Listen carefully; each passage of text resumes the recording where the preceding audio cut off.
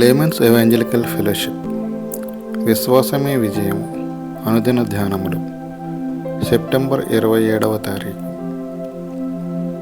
నేను కాదు, క్రీస్తే. ఇశ్రాయేలీయులలో మనుషుల యొక్కయు పశువుల యొక్కయు ప్రథమ సంతతి అనగా ప్రతి తొలిచూలి పిల్లను నాకు ప్రతిష్ఠించుము, అది నాదని చెప్పాను. నిర్గమాకాండము 13వ అధ్యాయము 2వ వచనము. దేవునికి వస్తు సంబంధమైనవి అర్పించుట గొప్ప విషయము కాదు. ఆత్మీయ శక్తులను అర్పించుట ద్వారా అవి గొప్పగా వృద్ధి చెందుతాయి.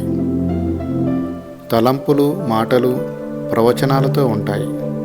ముట్టుకుంటే షాక్ కొట్టే విద్యుత్ తీగ వలె ఉండుట ప్రవక్తలకు సాధ్యము. శనివారపు ఉపవాస ప్రార్థనల ద్వారా విశ్వాసము పెరిగి క్రింద పడలేనంత ఉన్నత స్థాయికి చేరుకుంటావు. మన విశ్వాసము పొంగి పొరలి సమాజంలో ప్రవహిస్తుంది.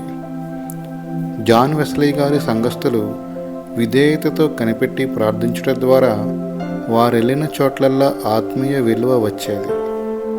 అలాగున మనలను చెయ్యాలని ఆయన చిత్తంలోనికి రావడం వల్ల గొప్ప దీవెనలకు పాత్రులుగా చేయాలని ఆయన ఆశిస్తున్నాడు. దేవునితో ఆనందించు అనుభవము కలిగి రక్షణానందముతో పరలోక ప్రవాహంలో తేలిపోతుంటారు. నీకు చుక్కాని లభిస్తే నీవు గొప్ప విజయపదంలో కొనసాగుచున్నట్లు చూస్తావు.